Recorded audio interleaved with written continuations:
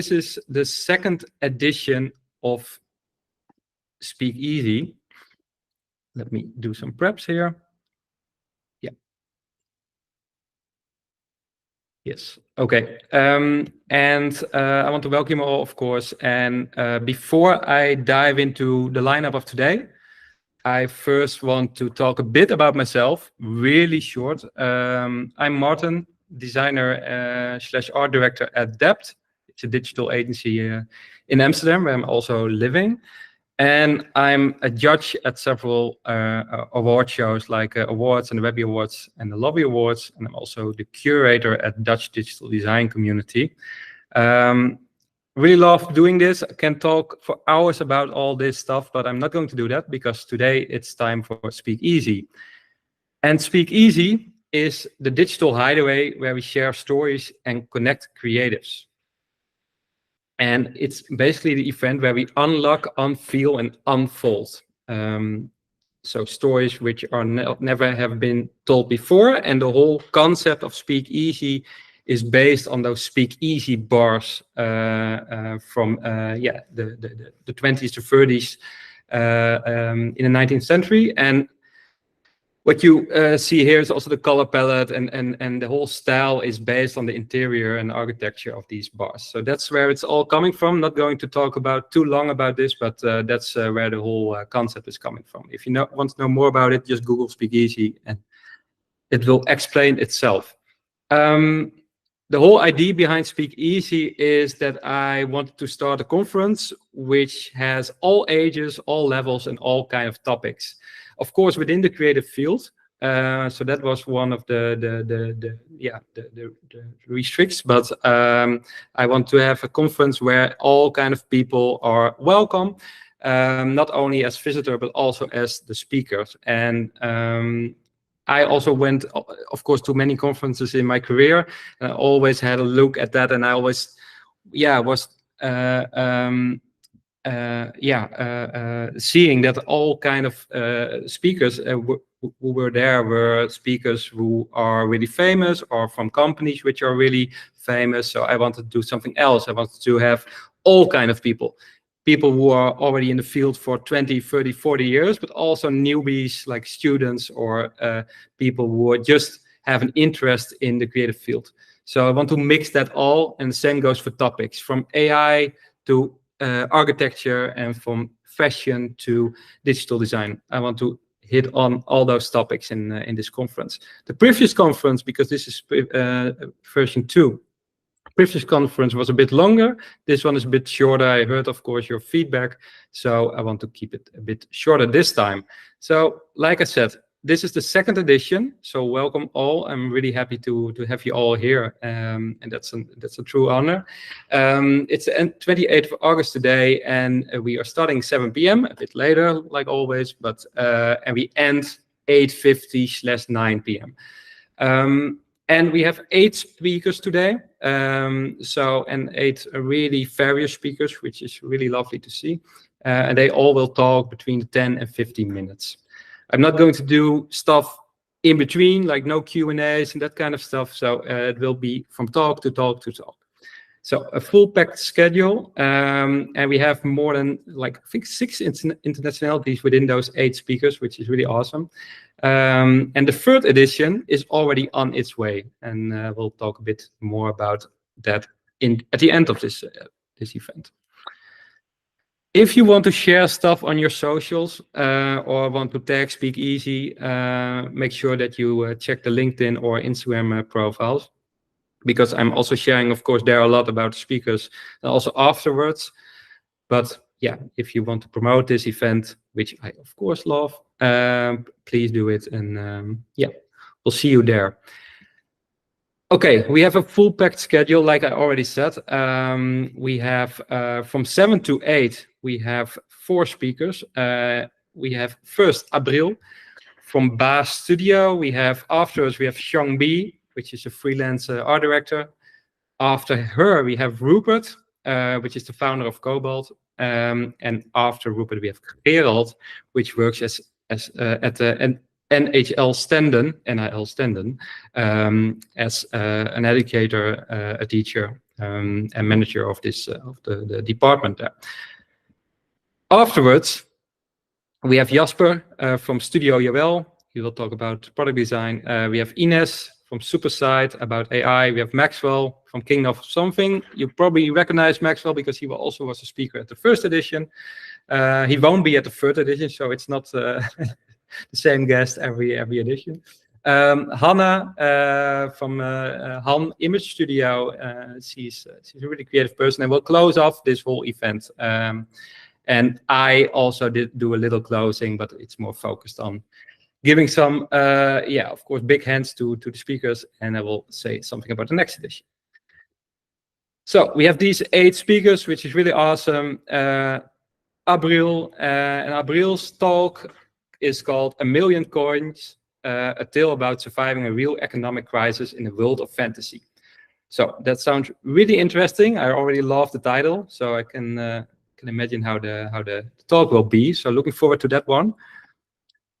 After her, we have Seungbee, and her talk is "Things We Can Love, Maybe Inevitably." So that's also an interesting topic from an art director and designer. So let's go on to Rupert. He will talk about the impact of generative AI across creative industries. So AI is, of course, a big topic in our industry, and he will talk about that. Not only he, also Inés, which I will announce later. Then we have Gerald, and he's the team lead communication multimedia design at NHL Stenden. Fun fact, I went to that study as well, so I know Gerald a bit. And his talk is called Design Education Design, which is a beautiful title. And then we have Jasper. He's the founder of Studio Jawel, and I think Jawel is based on Jasper and Wel. And he will talk about product design, industrial product design, and the visible connection between brand and consumer. He makes lovely work. I always check that, so looking forward to this one. Inés is the next one, and she also will talk about generative AI. She's now a generative AI consulting senior manager at Superside, which is a company who does a lot with AI, and her talk will be using AI to design a better future. Then we have Maxwell, founder of Kingdom of Something, and he won't talk about pricing in the creative industry. He just let me know he has a new title for his talk, which is maybe even more nice. It's called Creative Success Through Empathy. So that sounds interesting. So looking forward to that one. And then we have Hanna to close it all off, which will talk about growth is not always a forward motion. She's a really creative person, so looking forward to her talk as well. So long story short, I'm looking forward to all 8 talks. That's basically what it is. And I want to give the word to Abril, because that's the first speaker of this day. Amazing. Thank you so much for that presentation and for organizing this, Martin. Can you hear me well? I guess you Yes. do. Yes. Great. Okay, I'm going to present. Just give me 1 second.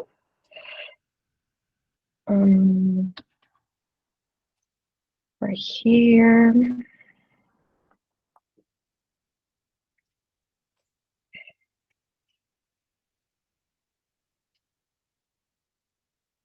Yeah, okay. Sure, now I'm going to take over Nice. a little bit. Yeah, can you see my screen now? Yes. Yes. Yeah, great, thank you. So as Martin, you mentioned, I'm Abril Alvarez. I am the founder and co-founder and technical director of BAS Studio. And I wanted to tell this story because when I start researching over it, I find it so fascinating, but it's also because it really talks about how we tend to think that the technology we create is very far away from us, but it's really a reflection of our humanity. So my talk, it's really almost a tale, and it's called A Million Coins, a story about surviving a real economic crisis in a world of fantasy. So I'm gonna just move my mouse over here. Yeah, great. And this is all based on a true story. So we're gonna go with part 1, the players. This story happened at the same time in 2 different worlds. One, the world of Venezuela, which looks beautiful over here. I think this is the mountain that inspired the Up movie, actually. And old school RuneScape map, which is yeah, just like a map. I don't know if some of you probably know it or have played, but it is, yeah, like a very epic multiplayer game that has been around for many years. And this world is inhabited by people like this. Let me introduce you to the real world. We have Jorgelin Ravelo and Humberto Bogarin. They are real people, and in 2018, they were studying education at the university in Venezuela. And they could not find a job, unfortunately, that paid them enough to support their family in the middle of a serious economic crisis that hit Venezuela for many years and continues. But in the RuneScape world, they were Artemis and Prometeo. They were archers, warriors, dragon slayers. Yeah, they used to gather with their families as well to talk about their amazing digital selves. And yeah, they play RuneScape, old school specifically. So I'm gonna tell you what is it. So old school RuneScape, it's a 2013 version of the game, which was made to look, as the name suggests, old school, like very retro, like some previous versions. And the animations are very similar to what we saw in other video games from the early 2000s. Like characters that seem made of color blocks, and it's like really retro looking. And this version began to be used in Venezuela around 2015, because by that year, the country had the slowest internet in Latin America, and old school RuneScape doesn't need much bandwidth. So it was really perfect to play. Now, part 2, the game.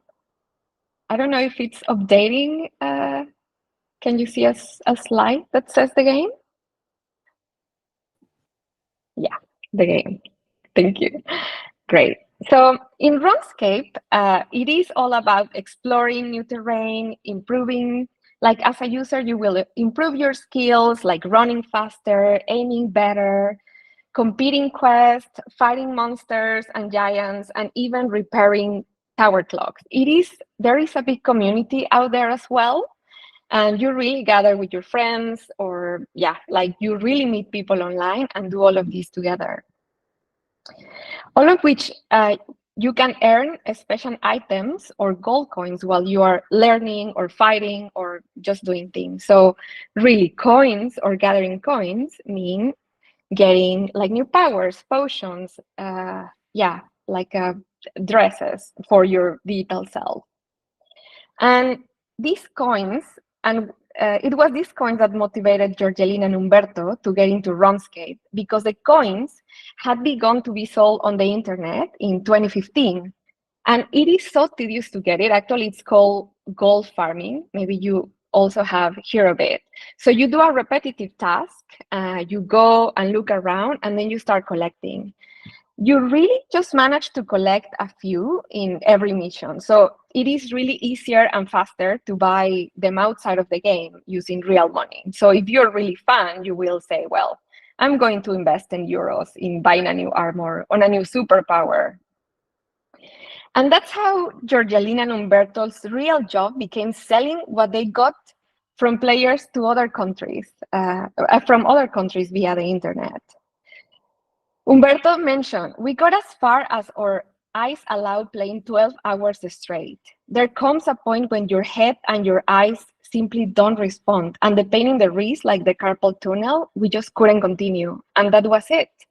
This is where we stop today. How many M's did we get? M's is how they call gold coins. We did the math. Well, Georgie, this week there is enough for 1 more kilo of chicken. And they did this because Venezuela's economic crisis and repression got worse and worse and really continues. Like this became a real job for a lot of people, because I'm going to explain to you a little bit more about all the economics and inflation that came into this game. So I'm going to tell you now about the market.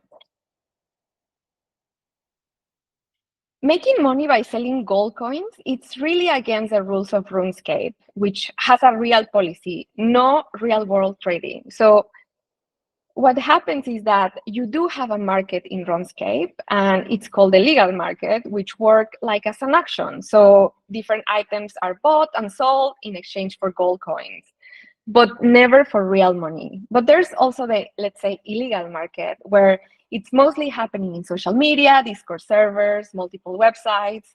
And of course, this is super popular because there is where you can exchange gold coins for like pieces, but it's also a bit dangerous because you never know if you're gonna get caught as well, and then your account get deleted.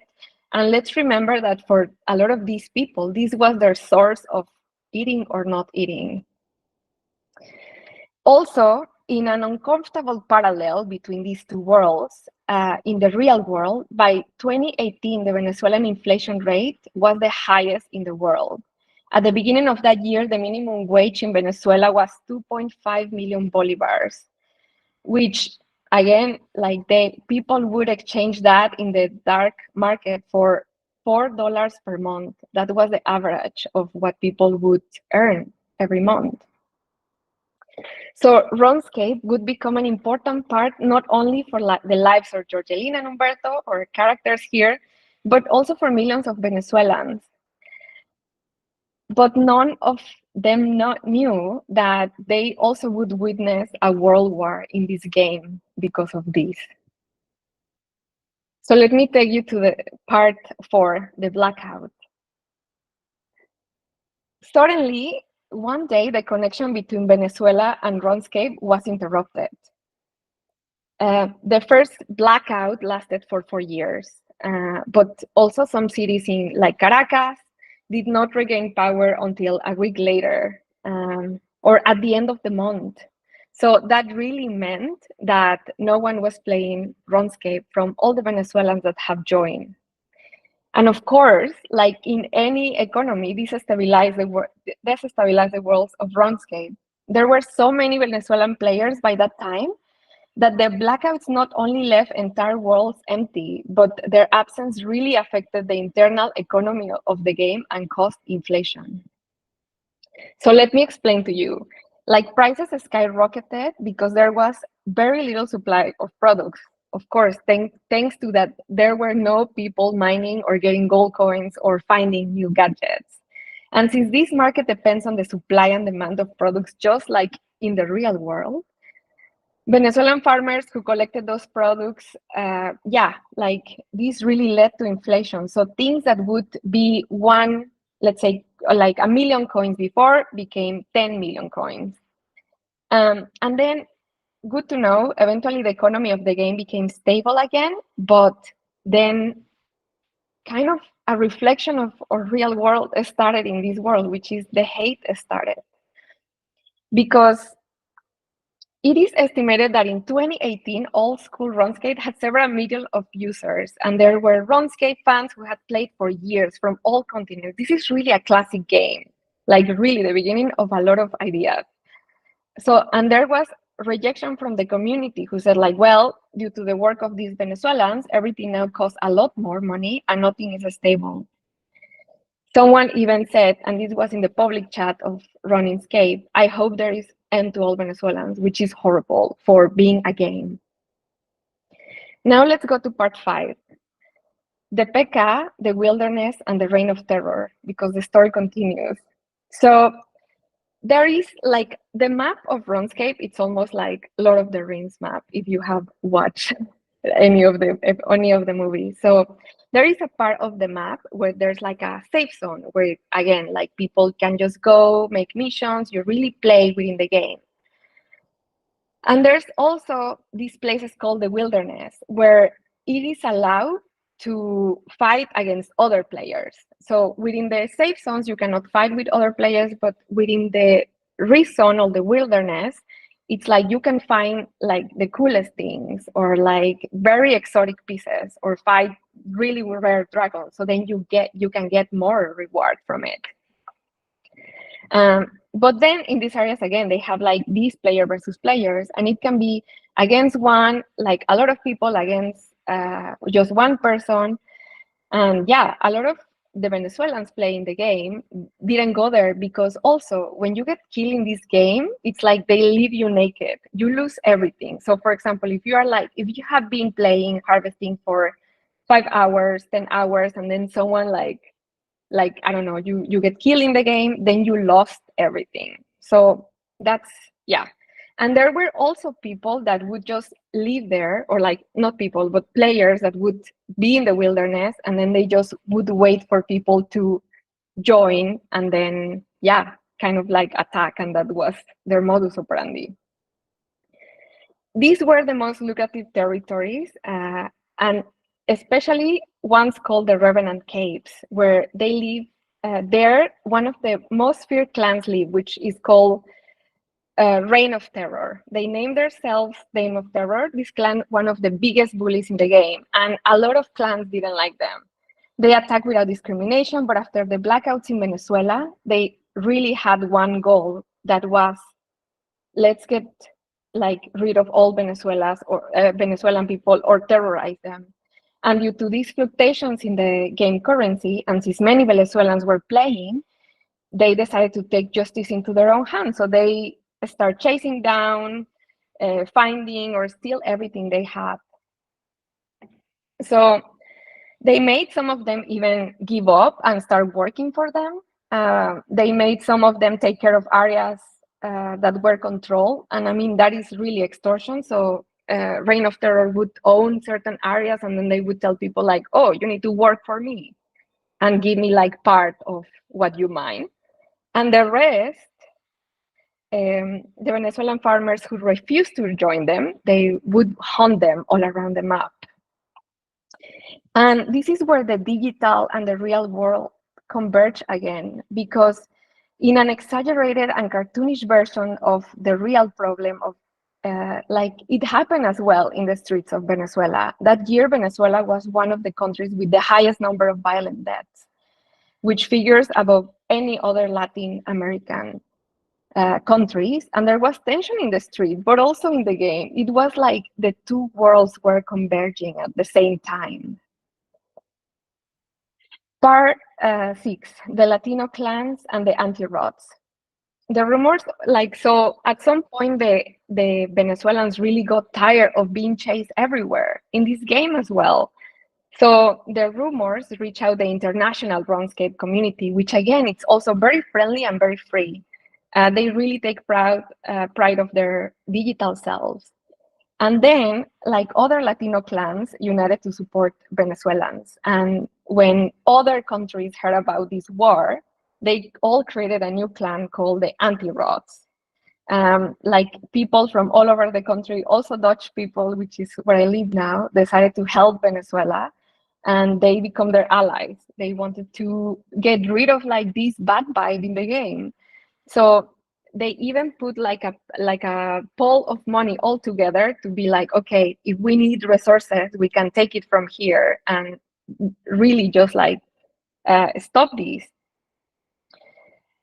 So then that's how the Battle of the Revenant Caves started.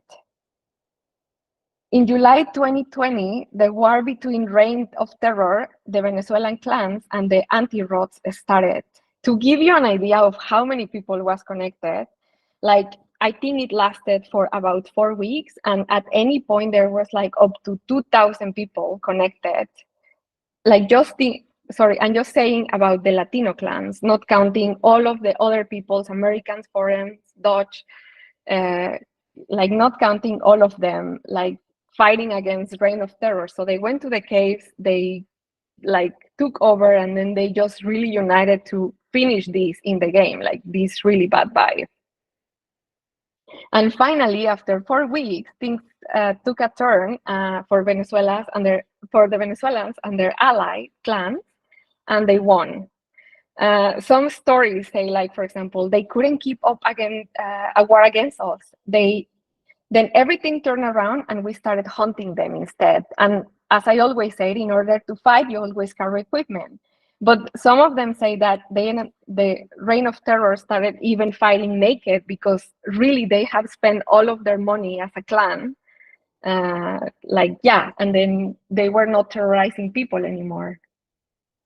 So this story ends with the post-war. So it's really rare, and I think for me it's very, like, I don't know, it's super interesting to know how many of these wars, like how this really, it's part of people's identity and it's happening. It's like the metaverse there without us noticing, like how technology and how games take their own life and also reflect like our humanity.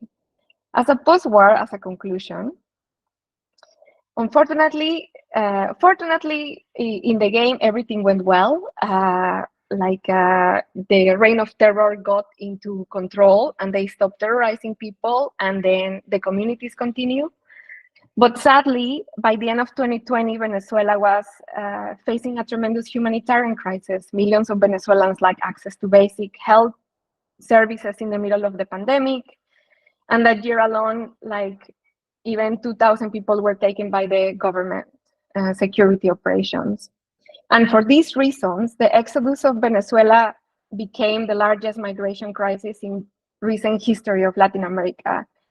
And Venezuelans start crossing the Darien, which is a dangerous wilderness controlled by gangs that extort people. It's almost like it's a parallel world.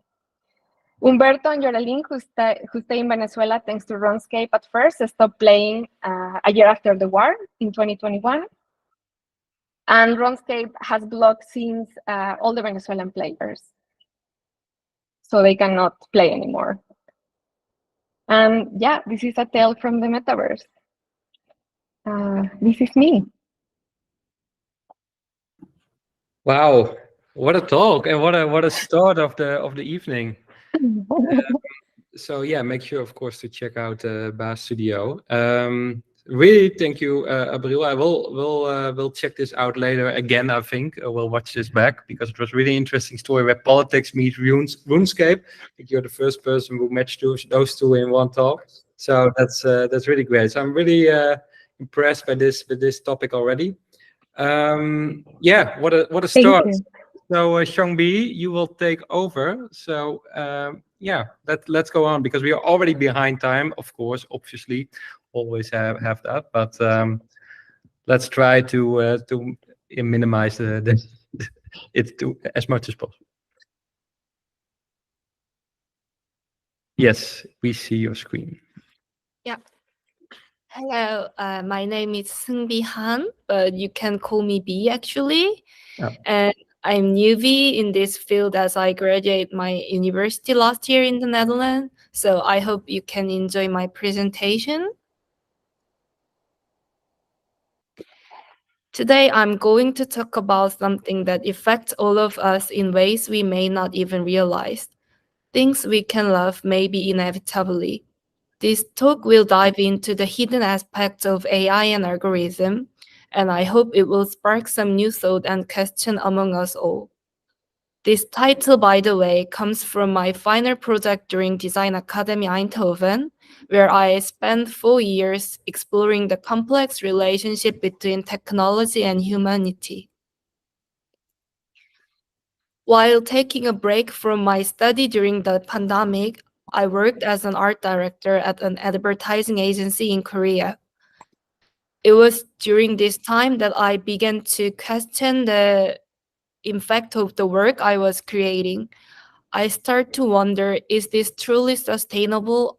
Like, are we as creator contributing positively to the world, or are we just feeding into a system driven by profit, sometimes at the cost of our values and the well-being of society?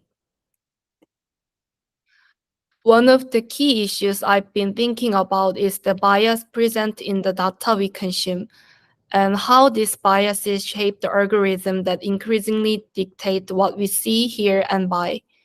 Many of us encounter the terms promoted, sponsored, or recommended on our social media feed and online platforms. Let me ask you all, how often do you find yourself clicking on recommended for you or people also liked? This algorithm designed to recommend content that align with our preference are more prevalent than ever. But is this approach truly beneficial for our future? Instant Instead of us seeking our what we genuinely want to see, we are often shown what the algorithm thinks we want to see, based on past behaviors and preferences. This raises an important question. Is this really helping us, or is it narrowing our world, limiting our exposure to new and diverse ideas? For example, consider the case of the 2020 US elections, where social media algorithms were criticized for creating echo chambers. This algorithm showed user content that aligned with their existing beliefs, effectively isolating them from opposing views. This not only deepened division, but also made it harder for people to access unbiased information. As creators, we can all relate to challenge of meeting consumer demand, but we must ask ourselves, is the current model of recommending content based on tailored algorithm really the best approach for the future? Are we in the pursuit of profit, overlooking the broader implication of what we are creating? How can we embrace the technology in a way that is both innovative and responsible? To explore this question further, I create a machine that embodies the bias of our current technological system.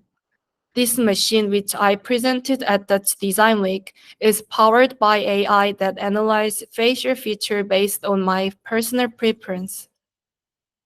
In essence, the machine assesses how much I might like someone based on their appearance and then provide them with my contact information accordingly.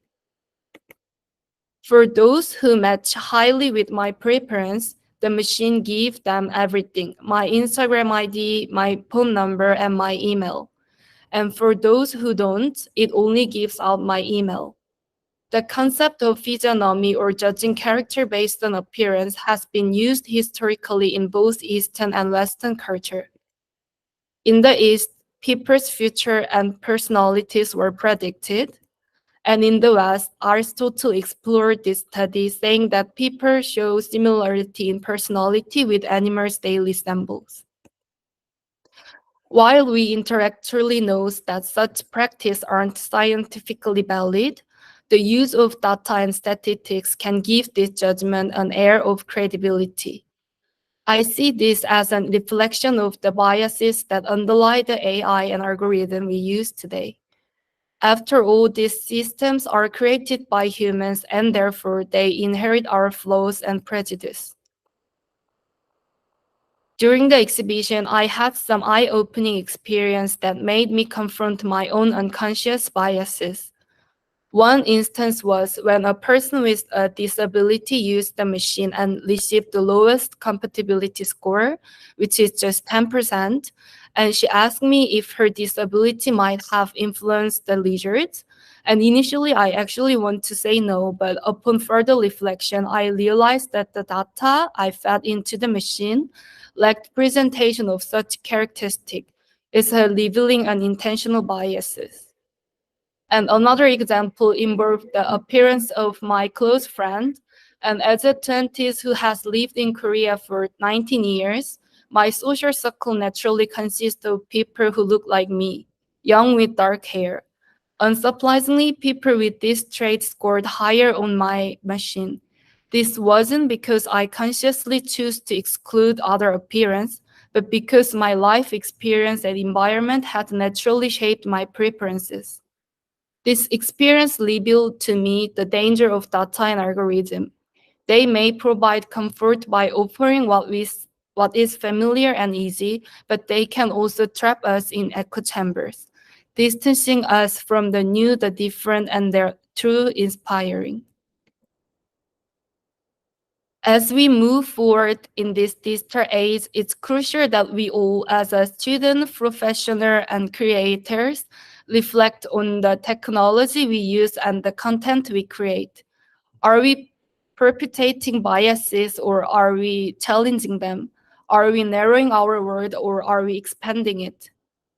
Let us not forget that at the end of the day, technology is a tool created by humans. It's up to us to ensure that it serves humanity rather than the other way around. Let's use our creativity not just to entertain, but to inspire and to question the status quo. Because the future of technology isn't just something we should accept, it's something we should actively shape. Thank you for your time, and I hope this talk has given you something to think about and perhaps even inspired you to look at the world of algorithm and AI a little differently. And let's keep questioning, creating, and pushing the boundary of what's possible for a future we can love, maybe inevitably. And if you are curious about more of the question I have about the world, feel free to visit my website or reach out to me. I'd love to hear your question too. Together, we can find even more answers. Yeah, thank you. Wow, what a story! Like this is almost as good as the previous one. So we are like not starting really bad, I would say. So thanks for this complex topic, I have to admit. So I have to look this one back as well, and I will definitely check your website out because this looked really promising. I'm also really involved in the whole AI thing. So yeah, of course, curious to this as well. So thanks, and it was a really good story. Thanks, thanks for presenting your slides. But again, we have to move on, and we move on with Rupert. Yes, perfect timing. Great, thank you very much, and thank you for that lovely end to your speech, Seungbee. I just love this idea of putting humans first. I think we're so excited by so much of this technology, and it can get in the way of it. And I think that's partly why there's a fear of AI. So I'm going to have a fairly unblinking view of why maybe it can be a bit scary, and give you some ideas of how you can adapt and adopt and actually harness these things to increase your creative output. And I know that sounds a bit of a focus on productivity, but productivity goes hand in hand with technology, and technologists love graphs like this. So if you've ever felt this stuff is happening faster than it ever has before, guess what? You're absolutely right. This is the speed of adoption of all the big technologies of the last 100 years, and it's just getting more intense, and it's not slowing down anytime soon. And the evidence of that was 100 million ChatGPT users shortly after it was launched in the first week, and there has never been technology so widely adopted. Now, not everybody stuck around, but there is this sense of a sea change in the way things are happening. And the business types love charts like this. Anytime you see an up and a right, people get very excited because they figure there's money to be made. And this is absolutely true for generative AI as well. Now, I'm going to address some of the potential changes that could lose jobs. So it's just to be aware that there's good and bad. But some of the excitement has maybe drifted a little. This is a chart from a year ago. This is from Bloomberg, and there was an assessment that put us at 1.3 trillion, with a capital T, not a B for billion, $1 trillion revenue in 8 years' time. Doesn't seem far off now, with an investment of 600 million to get there. So a 2-to-1 return on AI investment seems pretty good. Now, if that seems a little fanciful, I promise I've only got one more. No, there's 2 more charts after this one, but I'll give you this one as well. This blew me away when I saw it. Now, this isn't incorporating AI, but this is what happened to the camera industry over the last 50 years. Now, you could say the heyday was a 1950s family out there taking pictures at their gatherings and the Polaroids and what have you. And you'd be right. And we have this kind of great cultural memory of it. But digital just came and ate the film camera thing. And if you bet against it, which Kodak did, they had some early digital cameras and they backtracked. They almost went bankrupt. I mean, they kind of effectively did. And we're in a world now where the drop off in the purple there is, no surprise, is smartphones. And we're on the cusp of something called synthetic photography. So the idea that even smartphone imagery is going to change or go away is quite an intriguing place to be. But look, it all comes down to creativity, yes, but I regret to inform you, cold, hard cash.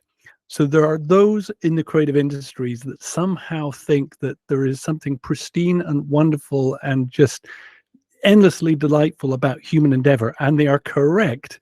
But the people who are going to be paying our salaries don't care about that, and their bottom lines and their decision making is going to come down to how much money can we save, or is there burning money in the organization, and how we stop that coming? So I think it falls upon us to find humane ways of using these technologies, not to replace us, but to augment us as we're choosing this to be, and so that we don't see AI as a threat, but we see it as a potential collaborator, and then together we get more stuff done and more creative stuff done. That's what I certainly hope we'll see in the future. So I'm going to go through a few different industries, the specific areas in each of them that are going to have the impact. And if you're in one of these roles, now is the time to start learning some of these skills that I'll share with you shortly. There was a lot of blue in that. I'm going to go to a nice orange one here. Just a bit of background on myself. I was 16 years as a Google engineer, and I got to test a lot of AI. And a lot of it I couldn't talk about at the time because it was under wraps. I am ex-Google, so now I have the opportunity to talk about all the stuff they were working on, and then all of the stuff that other people are too. And I've never been more excited. I've been in technology since I started doing my first websites 28 years ago, and I've never been more excited than I am today about the stuff that's available to all of us. So where do we start? I come from a family of artists. Every single person in my family has a fine art degree, and I ran away and did technology and built computers and stuff like this. But if you come from a background of graphic design, illustration, photography, stuff like this, start taking notice, because you're going to see things like this cropping up. Some of you might know this image. This is called the Electrician, and it became a little bit infamous because it won a photography competition. Now, the beauty of it was an arresting image, and the reason for that was not that it was actually derived by AI, but it was because an artist, a photographer, created this. So it was somebody that understood the power of imagery. There's like a story there. There's something slightly unsettling, like where are these hands coming from? And you know how difficult hands can be in AI. But there's just something there that's haunting and sits in the back of your head. And you'll maybe think about this the day after, or the day after tomorrow. And you don't tend to see a lot of that on the Instagram things that just post many versions of the same thing. So I would put it to you that if you are a creative, you can take the skills you already have into this new era, and then just add AI as an extra layer, an extra tool, and everything you do on top of you. This is my sister. She makes these beautiful handcrafted watercolor pet portraits. It is a little boost if anybody's looking for a lovely Christmas present. AI does not interest her. It has not changed how she works in the least. Her business will still go on independently. It's just an addition to. This doesn't replace that. Craft and human insight will always be needed. This is mine. I'm not quite as handy as a pencil as her, but this is what my slightly messy desk looks like when I'm making my art using AI. But I feel it comes from the same place, just having an idea and wanting to express it and wanting to get people excited about new things. And other people feel the same way. Karen Xcheng is phenomenal. She's one of the most creative people I can think of. She's got a great Instagram feed, and she's been doing crazy stuff for a long, long time. She was one of the first AI artists. This is an image from a couple of years back, the Cosmopolitan cover, and she does lots of other exciting things as well. But this is what you get when you marry really novel uses of technology, some of which is AI, but not all of it. And I encourage you to check out her work, but she was out there early doing great things. And then this has kind of moved on a bit. You know, a couple of years later, the images are a little more compelling, I would say. And so this is the speed. The direction of travel is towards this quality of image, and a bet against this is to bet against the future, and you don't want to do that. And what could be more futuristic than what we see happening to the film industry now? So excuse me, if you're a screenwriter, an artist, a VFX technician, this is going to be really important for you. Sora. We all saw this. This was the big announcement from February. Now, it's not released yet, but a lot of other models have. And probably the most exciting ones are Runway and Kling, which you may have seen if you're following LinkedIn or some of the Instagrams. This could change everything, and I'm pretty sure it will. Because as much as I'd love to say the Hollywood industry, again, is about storytelling and creativity, it's also about risk management, project management, logistics. And the one thing project managers like to do is reduce the cost, reduce the risk, increase the predictability. And some of these AI tools are really going to help with that. So much so that this is Tyler Perry. He makes some mid-range films, but he has a large production facility of his own. And when he saw Sora, he called halt on an extension of his Atlanta production facility. He was going to spend $800 million just to ramp up the studio of the future, but he's paused. But a lot of people now in the film industry, Jeffrey Katzenberg, the ex-chair of Disney, has made some really interesting statements about the future of animated films, which would have taken you 3 years and a staff of 300 artists, 500 artists back in the day. He reckons you can turn it out to the same time scale for about 50 artists. So you can imagine what that's going to do. It's going to bring the price down. And yeah, it's going to, let's say, free up some artist resources, but it allows big studios to take more risks. And I think we can look at some of the output from the Marvels and the Disneys and think maybe they're not as fun as they used to be. Well, when you're not spending 200 million on a movie, but maybe 20 million, you can get some younger talent up, some auteurs, and you can tell some real personal stories because they're not quite as terrifying financially if you get it wrong. Pre-production, a lot of concept sketches, that stuff you can ideate a lot quicker. The production side, this is something called Kubrick. You see a lot of this footage from LED volumes. You can generatively AI fill these out now. And even post-production, you had the Best Picture Oscar winner from a couple of years ago, Everything Ever All at Once, using something called Runway for some rotoshopping.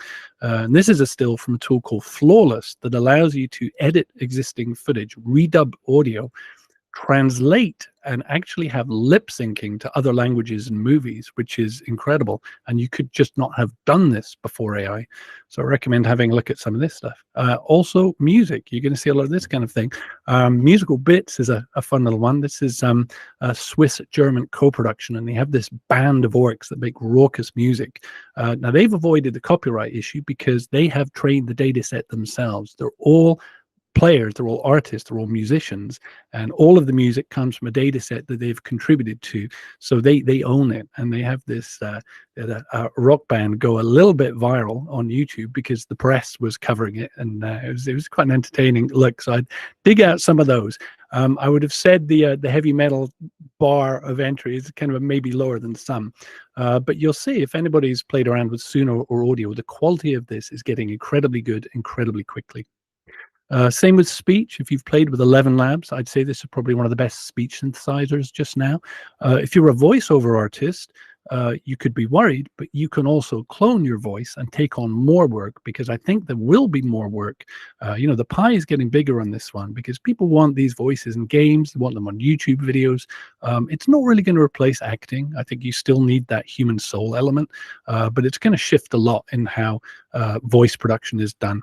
And if you're kind of thinking about what does the future of digital art look like, well, ABBA have this complete holographic show in London just now, and it's booked out for a good couple of years now. So I think we're going to transition to almost all digital bands. Writing and publishing, this is just a one slide thing. I did a search for how to write a book with AI, and there's tons of these things. So the idea that you could just ingest all of Lord of the Rings or 50 Shades of Grey and say, make me a sequel. Now, it's not going to be Pulitzer Prize winning stuff, but the fact that it's even possible, that was not true a couple of years ago. We're going to see a lot of weird stuff coming out, I'm sure. Games is a big employer in creativity. There's some concerns there, but at the same time, game budgets have ballooned, and anything you can do to reduce the size of that is worth doing. So you can automate the production of assets. This is Layer AI. You can create these sky maps, like these surrounds for your 3D games. That's all automated now, or can be. Some of the 3D models, you're going to go from text to 3D. And they're still basic now, but these things are emerging fast. And 3D and video are the new ones, so it's still early days.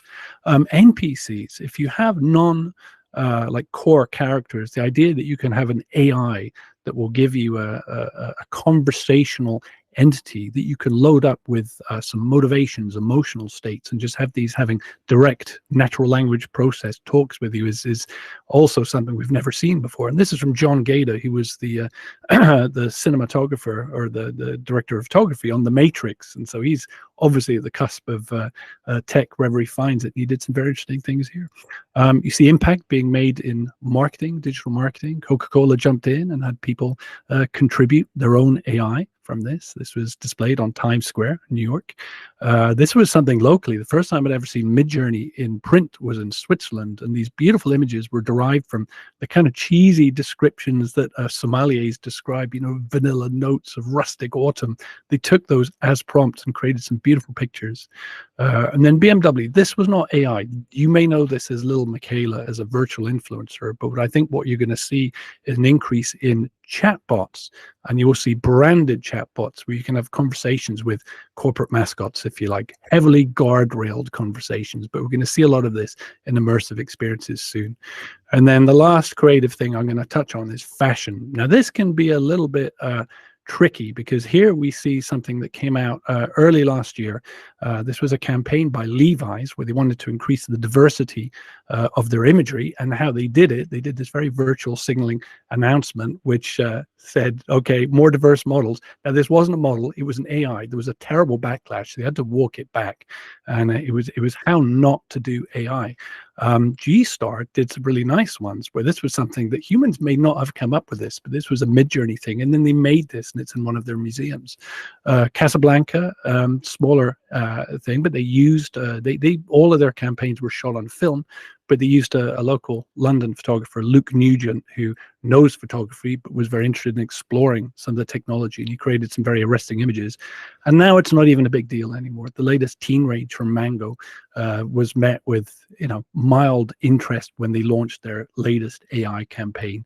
So I think here the moral panic is over, and I couldn't resist getting this one in. Predating all of those was a little collaboration I did with Vogue at the beginning of last year, where they wanted some unusual fashion ideas, and so I put together some like impossible to photograph things and dresses made out of fire and coffee and bubbles and stuff like that.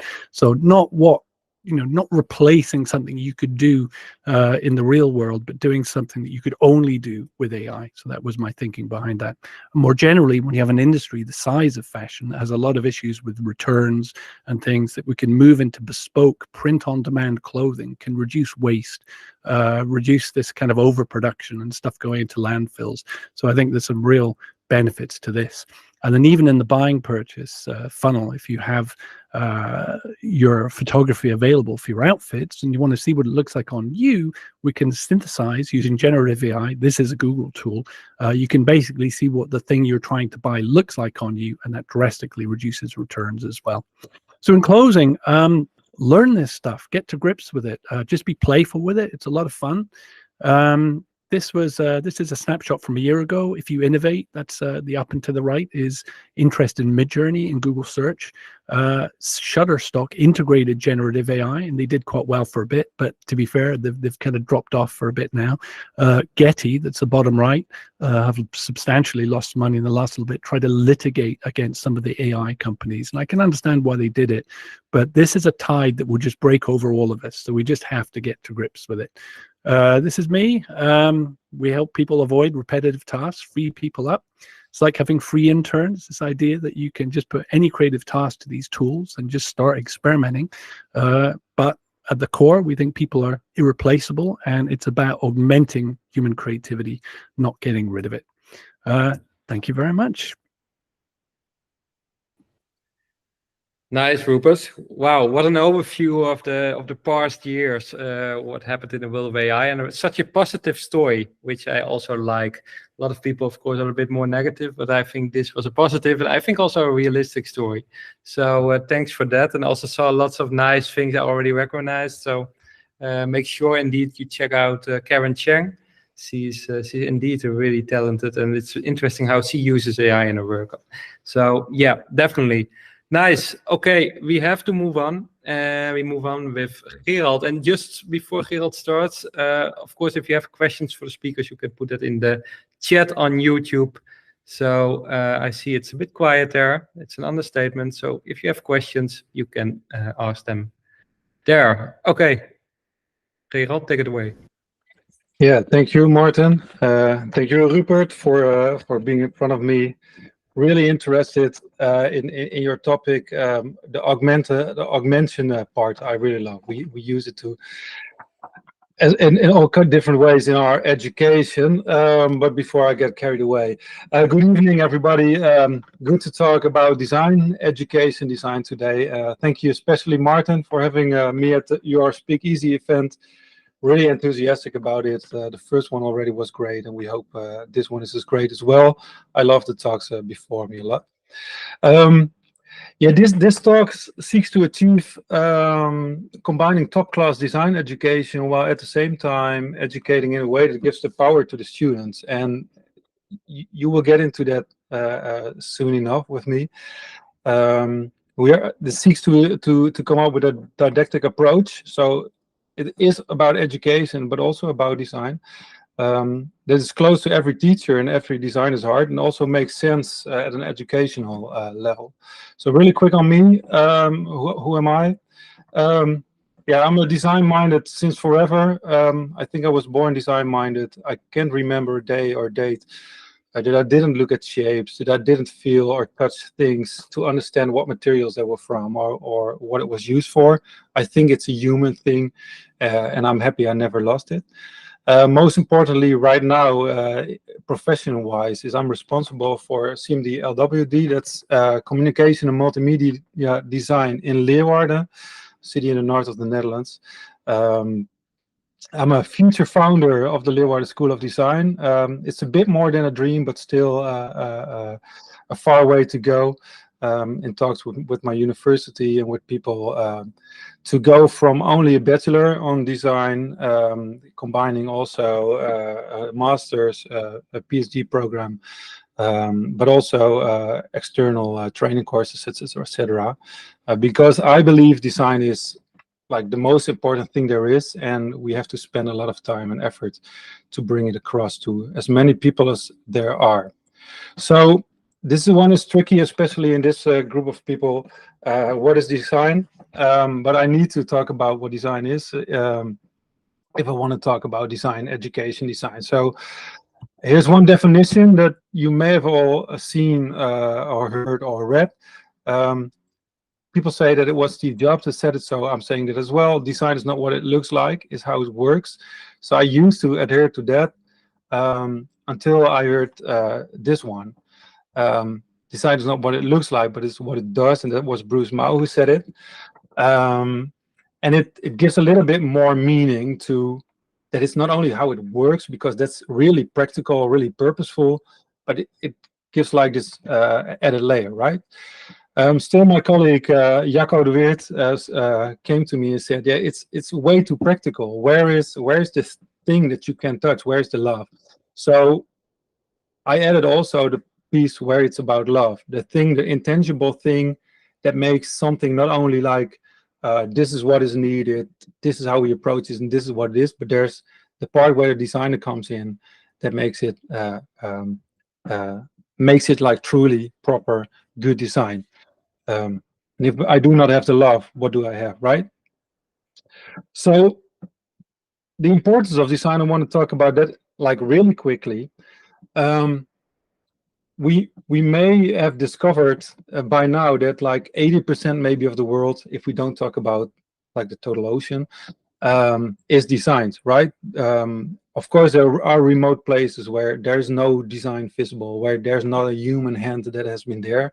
But I'm safe to say that I think like 80% is designed. So that means that if our world is designed and our future is designed and developed by people, that means that the impact of designers is substantial, right? And if that impact is so important, then we better want to have like a positive impact. And that means that we have to start at educating designers that are here for the good. So really quick, it's the most important part of slides that I have, but really quick, some work of our students. It's all over the place. It's just showing you that we do a lot of stuff. It's multimedia design. I chose not to put in video and coding, but we do that as well. But that's for the reasons of being in an online setup. Product design. We have students that set up companies that do great projects, etc., etc. just to show you that everything is happening from app design, web design, motion design, etc. It's all there. And that makes it complex because most of the time these students also have to collaborate, work together, and they may not have the same brains always. So that's hard for them when they collaborate, but also sometimes for us as teachers. So now quickly on what is education. So if you talk about design, education, design, I talked about design, now I have to talk about education a little. This is a bit of a definition of what we can talk about. So education is a short period of facilitated learning, right? So it's important to know that for us as a bachelor, it's just a short period, 4 or 5 years, and it's about facilitating. That's important. Then it's good to know that it's a curated world. I will get back to that later, but that's the important thing. It's a world that students live in, and that's curated by us as teachers and the people that we involve in that. And the last one is also really important. It's about community. People are mind expanders for each other. So the use of the community for knowledge enrichment is really, really important. So if we talk about a short period of facilitated learning, I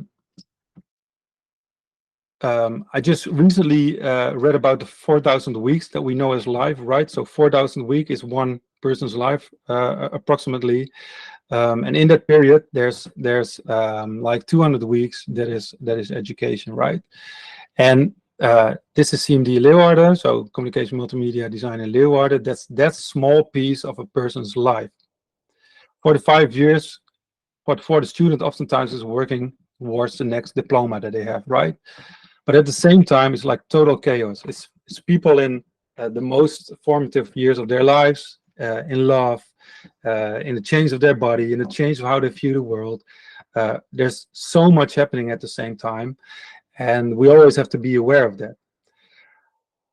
Until you understand that, like Dewey already said in 1916, that education is a social process. Education is growth. Education is not a preparation for life, but it's life itself. And then we know that the chaos is also a part of the studies, right? And even before Dewey, there was Wilhelm von Humboldt, also from the Humboldt Penguin. So he was a guy that traveled the world.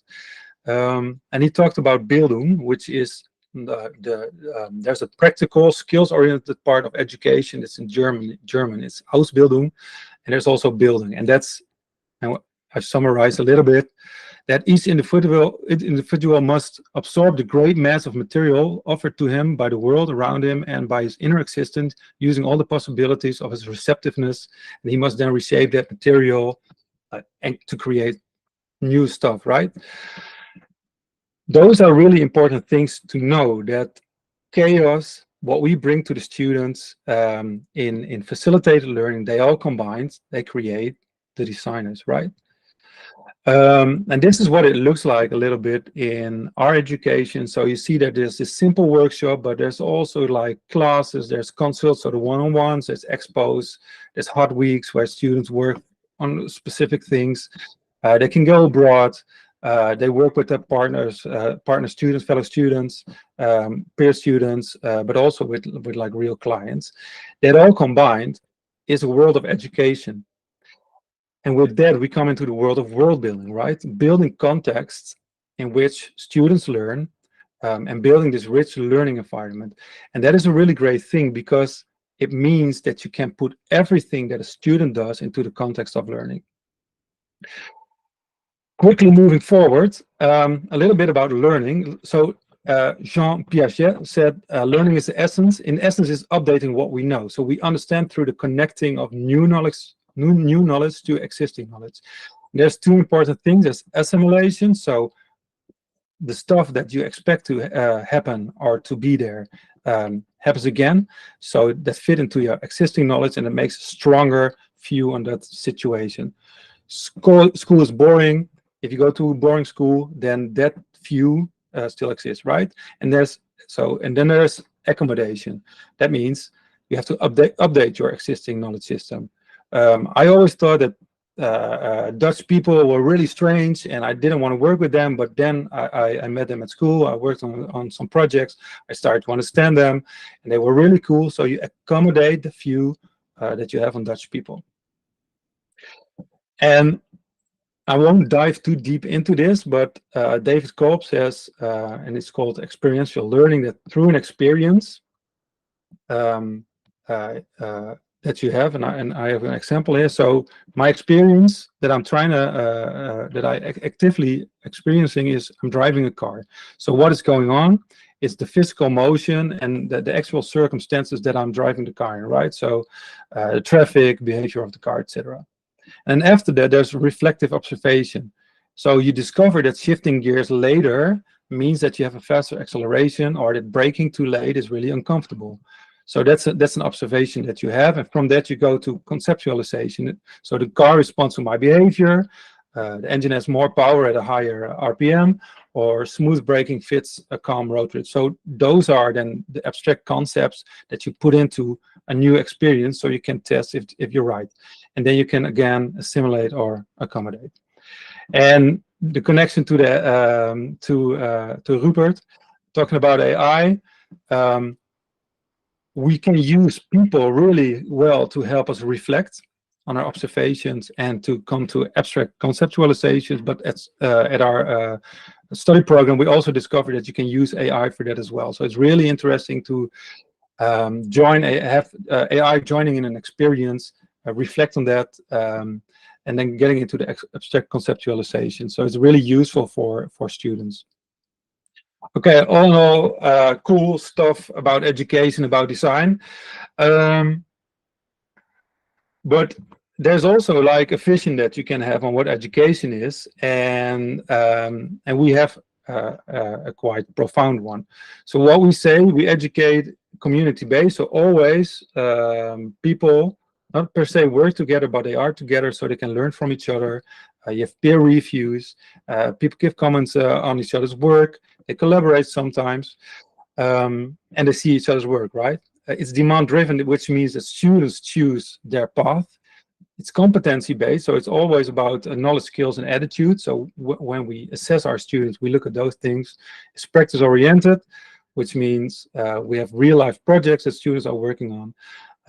And it's cosmopolitan, which means it's not only Dutch people that you will meet, it's not only the cool guys that you always like, but it's a variety of people. It's not only in the Netherlands, but it's also abroad.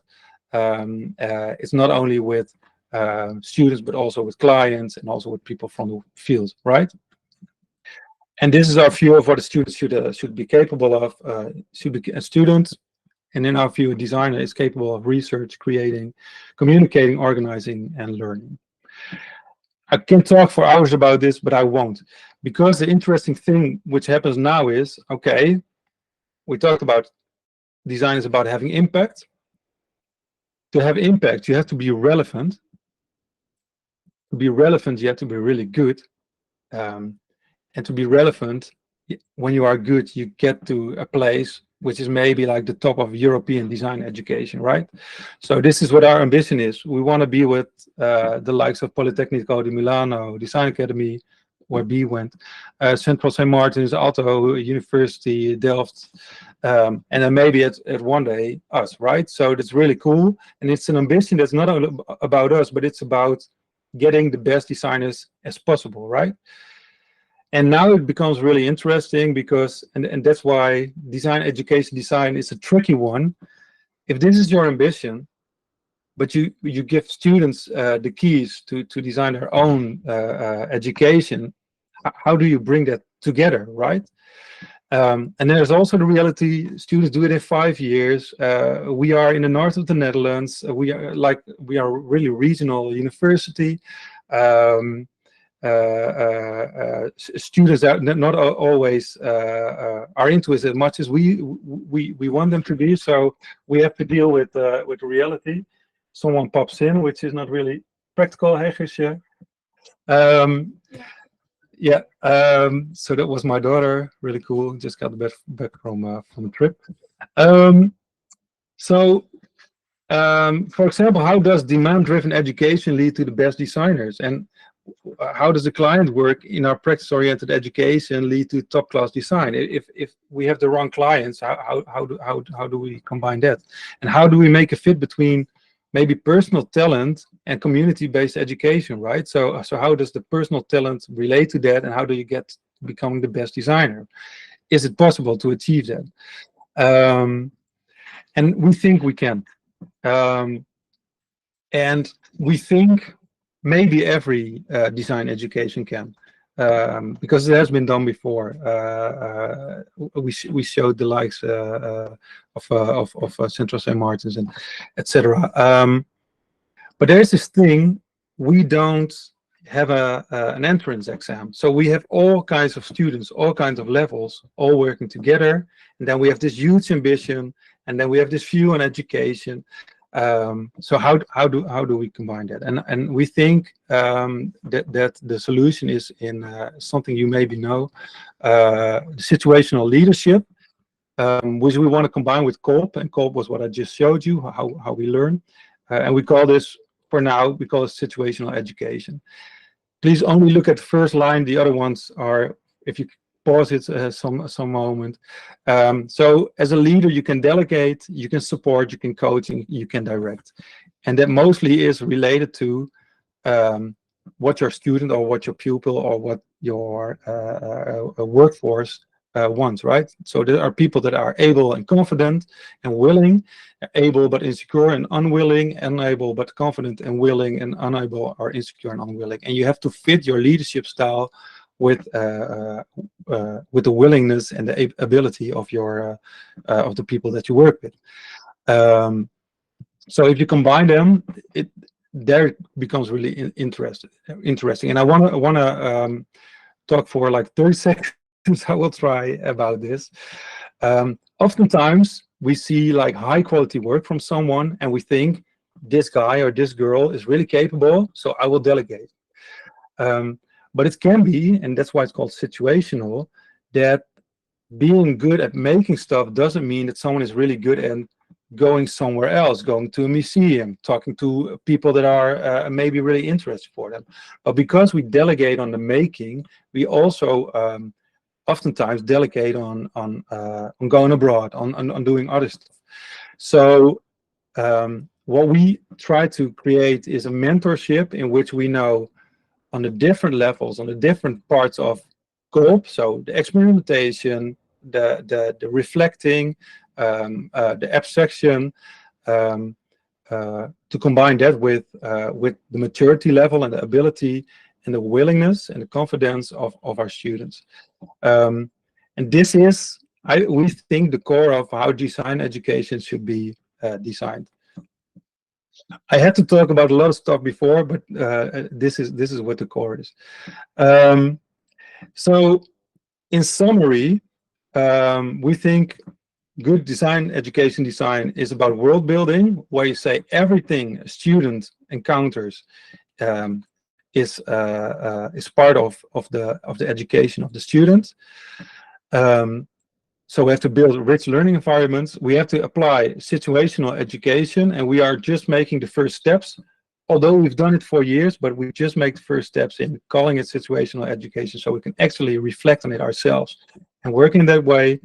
And always assess along these lines. Always be aware that what a situation is of a student in what context, and how that part should be assessed, and how that relates to the rich learning environment, to the world of design we are educating in. Last slides. Only design education? No, of course not only design education, but we would say at least design education should be approached in this way. And I just want to thank you. I want to thank Martin again for the time. If you want to reach out, please do, because we need input. We need contacts, contexts and contacts. And I hope you enjoy the rest of the evening. Thank you. Nice, Gerald. Thanks a lot for your long story about the insights behind your role as a teacher, and of course as a manager of the studies. And also, of course, nice to see your vision and mission for what you want to do in the upcoming years with CMD LWD. And yeah, so thanks a lot for this brilliant story. We are 15 minutes behind time, so I'm gonna skip Jasper. No, I'm joking. No. Of course, I'm looking forward to your talk, and yeah, just take it away, I would say. Thank you so much. Well, like the rest of the other attendants, I would love to thank you for bringing us together. I hope you can see everything. Is everything good on your end? Yes. Okay. And thanks, Gerald, also for your talk. It really resonated with me because I actually coach at a design minor in Utrecht, also at CMD. So our worlds kind of collide. That's fun. So I give some design thinking workshops there. But I won't bother you too much about that. I do have a part of that workshop in the presentation, so I'll get to that. First, who am I? I am Jasper van het Wel. I didn't study CMD. I did study industrial product design.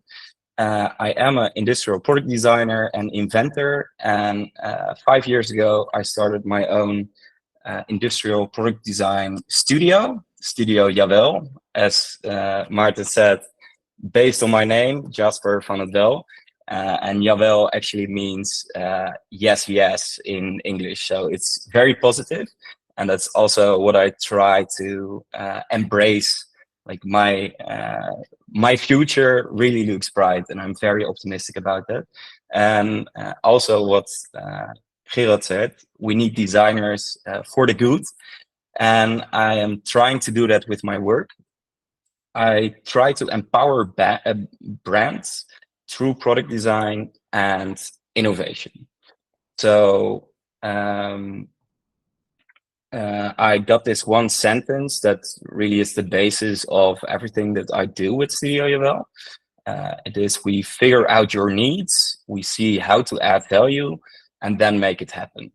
So for this presentation, I'd like to cut this sentence up in strategy. So figure out the needs of the client, and then product design to kind of show you, as a lot of you are graphic designers, that product design can be an extension on a brand's graphic design. So first, strategy. We figure out your needs. If I focus on the needs of a client, I think everyone, also graphic designers, but everyone in this sector knows client briefs. How do clients give you a problem to work on? And in these briefs, as maybe a lot of you know, clients don't always exactly know what they want or exactly know what they're asking from you. So something we as designers need to ask is, are we working on the right question? So product design related, if a client asks you to design a fast boat, what would you ask them during a briefing? A lot of ideas actually come to mind directly, and this is also what I see with students in our program. They try to find out how this boat needs to look. They really try to pick the mind of this client and try to learn what is their ideal boat gonna look like. Well, we know that it needs to go fast, right? But if your client asks you to design a fast boat, ask them why. Ask them what they actually try to accomplish with this fast boat. And if you ask them why, maybe you figure out that this client wants his customers to go from point A to B very quickly. He got a lot of customers in Rotterdam and he needs to ship them to New York. Well, we need a faster boat. But if you then focus on how this boat needs to work, you totally miss the point. So if your client asks you to design a fast boat, you should ask yourself as a designer, would I design a plane? And this is kind of gimmicky, but I will show you a real world project that I worked on. So we need to find out the question behind the question. Okay. Right at the start of my company, a client found me and he came to me with this drawing. He wanted a crate of water bottles to fill up really quickly because he was pretty bad at soccer and he always needed to fill all of the water bottles for his team. But it took so long that he sometimes even missed a goal. So he wanted to fill it up by plugging a garden hose into a crate and then fill up all of the bottles all at once. And he had the idea, but didn't know where to start on actually making it work. So I tried to look at like, what is the question behind this question? And I came back to him and I said, I think you're trying to save time. Let's not look at the crate because your budget is kind of narrow. So let's look at how can we save time first.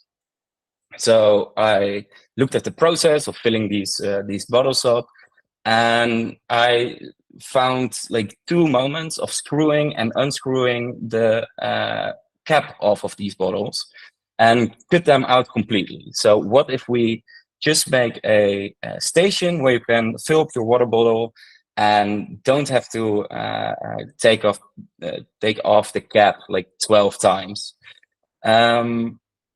With this product, he could then raise some money, and if the product actually tested the market and was a success, we could then create the crate. So we designed a station. We actually made a prototype, and it worked pretty well. And actually so well that my client signed the project up for Dragon's Den. So he went there, presented it, and the fun thing was that he actually got an offer for €1 million.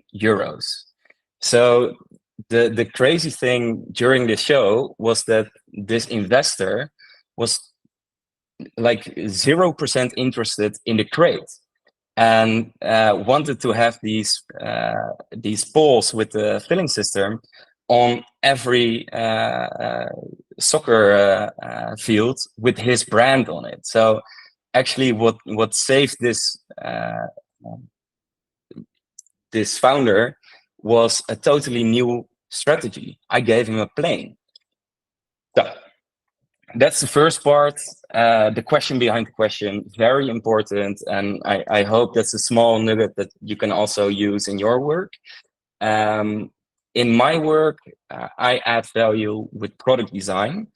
So a quick insight, I need to start with understanding brands. And if a brand already has graphic design and maybe a business plan and some nice fancy words like you see on top of the screen, like modern, sophisticated, high-end, approachable. These words actually help me to design products. So I first need to understand the brand, make a mood board, and then I can translate the brand to the physical world. Mostly I start with sketching, and then you will see directly with these sketches how important the mood boards are. Because if during the mood board phase we went for a soft and approachable mood board, there would be very homely and soft products that you can like you would like to pick them up. But if you go for a contrasty one or a strong and defined one, you will have very sharp edges that you would leave alone in the corner of your house. So soft and bold will look totally different than strong and defined. I had a very big client 1 year ago. There was Barista Essentials, and they basically came to me with this question. We have all these white labeled products. We have a very strong brand name, but we actually don't have the products yet. We really have collected the best products that we could find, but they are all over the place. So the problem that they had was they got it white labeled and they needed to brand it, but you could find exactly the same products if you went to page 2 of Google. So what I did was create a new design, actually redefined how it worked, how it fit together. I made less parts of it, and that made sure that we could actually produce this better looking, better working thing that's actually contains a lot of feedback from the first edition, and we could make it from the same price. So actually really cool, and we did this for all of their products. So the black thing that you see there is actually their white label thing. So they got that from China, from a factory. And then we looked at it and prototyped it. The orange thing is a 3D print that I made.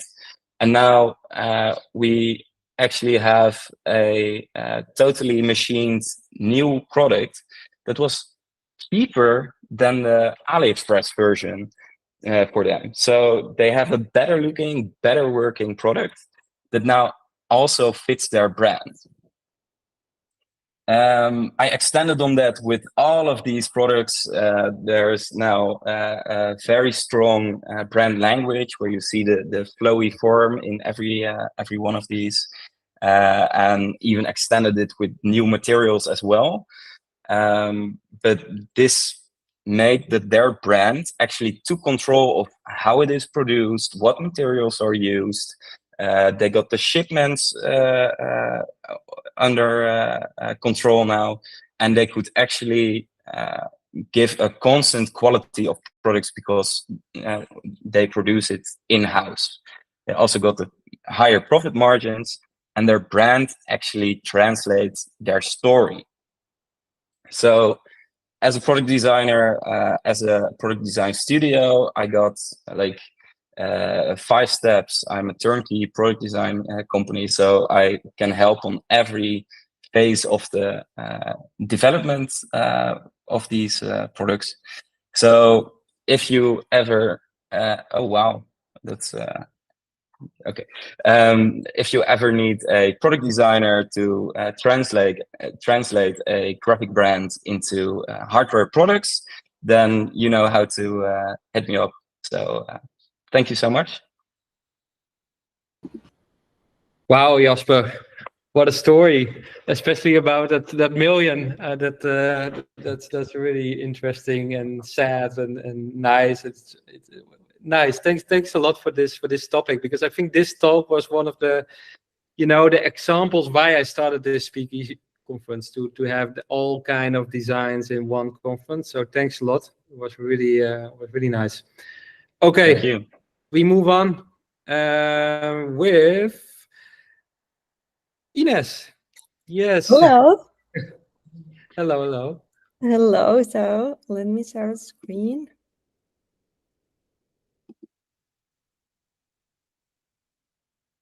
Okay. Okay, so thank you, Martin. It's really amazing to be part of this. And thank you, Jasper. I think it may be really cool to be able to develop something from mood boards to having the physical product under your hands. Like, I've never been in a product development, but it seems to be super exciting. Today I bring you a different topic that I'll be using and quoting you sometimes, because I'm bringing sustainability, design, and AI. 3 very different things, but even if apparently they seem very distant, they are very much alike somehow. So I'm using AI to build a better future. My purpose with this talk is to actually spark some ideas inside you, because many of us are using AI tools on a daily basis, exploring a lot of different tools, launching. What if we start using those explorations with a purpose? What if we start using that amount of time for some awareness, for developing some design products, ideas, brainstorming around sustainability? Then we'll make a very good use of our time. Not only that, but bringing that up onto our day-to-day. So to give you some context, why am I talking about this? My background doesn't come fully from creativity. I studied environmental sciences. And after working many years on it, I decided to quit and then started again a new career on art direction and creativity, because it was my passion and the best decision ever. So I was in advertising agencies, I was in design innovation, and always navigating between technology, strategy, and design and creativity. And the last years, I've been developing AI transformations for creative teams. And that's exactly what I'm doing now in Superside as AI consulting senior manager. But today, I come back to my roots, and I am mixing all of these together. This presentation is divided in two. I'm first covering some of my first projects around AI, so personal explorations while I was learning AI and using sustainability as a purpose. And then I'm bringing a special guest I'm interviewing for you. So, quoting Jasper, what's the question behind the question? It's not if we use AI for design or sustainability, is why using it for sustainability. So I bring you a couple of reasons. Of course, rapid prototyping, you don't need to spend so much time on those mood boards. Time efficiency, because we are already exploring these tools. So what if we do it with a purpose? What if we can act immediately to trends, to messages that we want to convey? And we can enhance awareness thanks to more photorealistic outcomes. For example, this is an exploration I did a long time ago of how could an advertising campaign, an awareness campaign about fast fashion be. So in here, it was models wearing luxury fashion made of garbage bags, and it was called All That's Left. Around rapid prototyping, what I have in here is a shoe prototype. The idea behind was to develop one shoe that was possible to be used in many different environments. So imagine that you can change the sole and go hiking and then go to the beach and then go and stay in the city. So thanks to AI technology, I could develop not only frame the problem, but also start developing some ideas to iterate better with the team, with colleagues, and exchange it on a brainstorming before taking so much effort to develop a real prototype. Time efficiency here is about reacting. So this was Halloween last year. What if we want to do a post about Halloween and sustainability? So in here, in the same day, if you have an idea behind, you can develop a series of images, in this case, the spooky reality, talking about what's really scary in nature and how sustainable issues are in the shape of pumpkins and should be spooky to all of us. And I could keep evolving 1 million reasons why it's useful to use AI, but I want to stop in this one. It's the biggest one for me, and it's really one that changes everything. It's achieving the impossible. So in this case, I'm really passionate about design futures and how this can help also to our planet. So this project was all about envisioning a future where we use algae for almost everything, and how will that impact our society. So for clothes, for food, how do we cultivate algae? How is the experience of shopping in a supermarket? How does tourism like when we eat algae and we have algae everywhere? So you are seeing only images, but of course this has a lot of AI usage and standard design usage during the process. And I want to bring one thing here, because I think it's something we should start using more frequently. We normally use human personas whenever we are designing. What if we use non-human personas? Here, AI has superpowers. So in this case, I was able to interview an algae, for example. So now we can give voice to those who don't have a voice. So I can take the point of view of an algae on how certain services or products may impact their population. I could interview fresh air, or I could interview a species of bird if I will need to. And this brings me to the second part of the presentation. We're exploring this topic that fascinates us, that is life-centered design and non-human personas. I thought, okay, let's make something inclusive, responsible, and sustainable, and bring a non-human persona for the rest of the presentation. So what I created here is an avatar of planet Earth. We are interviewing planet Earth, and using that as an excuse, I built an influencer with planet Earth. So we will be covering a lot of potential design ideas, as I mentioned, to trigger and sparking creativity on how to use sustainability for design purposes. Some of them are developed as a mood board. Some of them are just listed as potential ideas to explore in the topic. And in here, the presentation has voiceover. So if you don't listen to it, just let me know so I can find another way. So without further ado, meet Gaia. Thank you, Inés. It is a pleasure to join this amazing event. And hi, fam, Gaia here. Spinning the globe and flexing eco-truths hotter than your last heat wave. You may know me from TikTok, where my moves go viral. I don't know if you saw her TikToks, but I'm going to play one for you, just in case.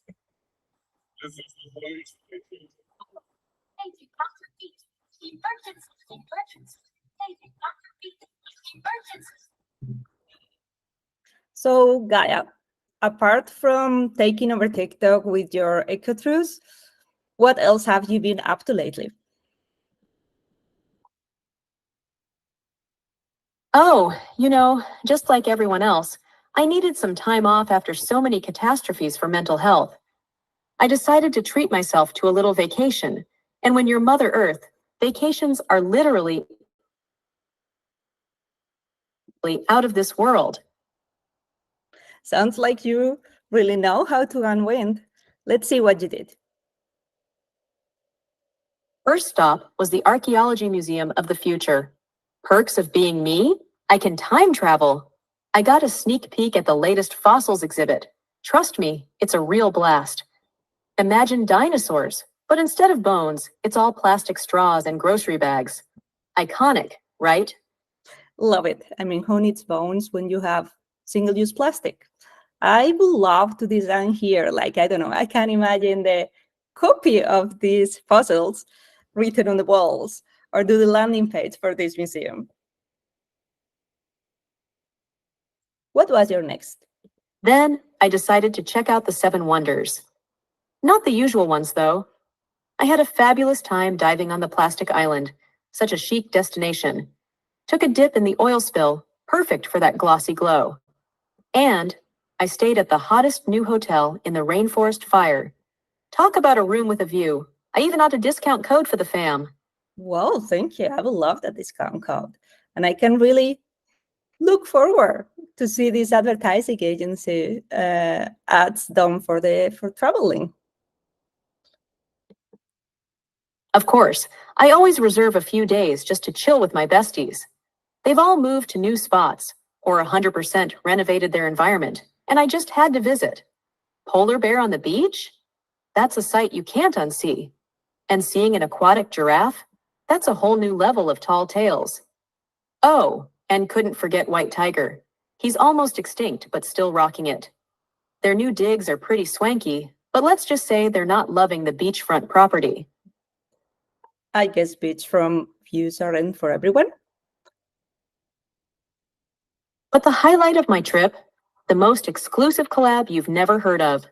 I teamed up with the last of the last. These limited editions are the investment of the future. Well, I'll say I'll get one early before they sold out. And I can't forget about the amazing gastronomy I encountered. I'm a sucker for that local flavor. The best dish? A plastic taco in a food track. Also, I got a lot of DMs asking about the amazing burger I ate. Dream come true, right? It is an only lettuce McDonald's burger. Healthy, lowest carbon footprint, and covering the vegetarians cliché. Their new slogan, we're McLettuce, loving it, because that's all we've got left. Well, you know what they say, less is more. So thank you, Gaia. These projects have been excellent. I'm already looking forward to explore some of the design opportunities that are in there. There's so much that can be done around sustainability, and we can really see how AI made this speed up. So thank you for joining, Gaia. Thanks for your time, fam. It's been a wild ride, and I'm so glad you came along for the spin. Don't forget to follow me for more eco content with a twist, because saving the planet has never been this ironically entertaining. #FlexForThePlanet. Well, thank you, everyone. I hope you enjoyed and at least you smiled once during the presentation. I really enjoy doing this ironical. I hope you spark ideas. Gaia is open for collabs. If you want to know someone who wants a pro bono, have ideas to keep exploring this influencer, happy to talk. And yeah, hope to see you soon. Bye. Oh, that was really funny. It was such an interesting way of presenting. So thank you, Inés, and thank you, Gaia, of course. Should thank you both. But I think you really showed the potential of what AI could do in the future, but already now, basically. It's a nice addition to Rupert's talk. So thanks for that. We move on with Maxwell.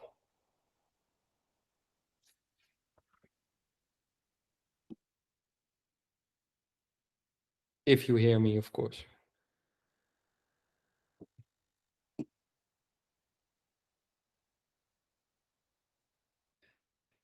Yes, I see your screen. Yes, there we go. Okay, this works. Nice.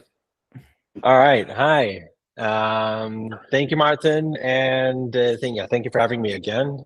For those of you who were watching the first edition, good to be back on a completely different topic where we're going to take a look at a little bit more on the creative business side of the creative industry, and how we can create some success through empathy, more specifically with our clients and collaborators. So first things first, of course, I'm the co-founder, Maxwell Reed, and creative director of Kingdom of Something, the dragon-slaying problem-solving motion studio based here in Amsterdam. As you can see, we really take our Kingdom-esque vibe very seriously. You can even see some of the swords behind me here. I'm not going to show any of our work, but you can go on our website. We work with all big brand or a bunch of big brands and agencies. And because we're short on time, we're going to dive straight into it. We're going to go through 3 different pillars. It all kind of leads to the last one, but we're going to look at how do we get projects, what makes our clients reward projects, and of course, then how do we turn our clients into allies, and how can we thrive in this business of creativity? Okay, how do we get projects? Of course, there's the portfolio when somebody saw your work and wants your services, very straightforward. Then, of course, there is the network.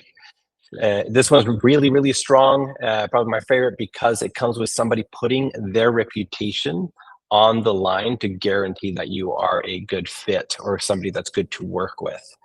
Okay, and then there's outreach, of course. It has a much wider spread than anything else, but it really lacks that personal connection and, more importantly, the element of trust. Representation, of course, you can have somebody represent you or somebody that goes out and is speaking on your behalf. That does come with a little bit of a reputational guarantee, but it also does come with a premium. And then, of course, reoccurring clients, that is the holy grail. A happy client that comes back for more and wants to continuously work with you. And now we're getting a little bit interesting. What makes clients reward a project? Okay, we might be able to get projects in, but what makes you actually get them approved? Normally here I ask the audience, this is a very brief or condensed 10-minute version of a normally an hour and a half workshop.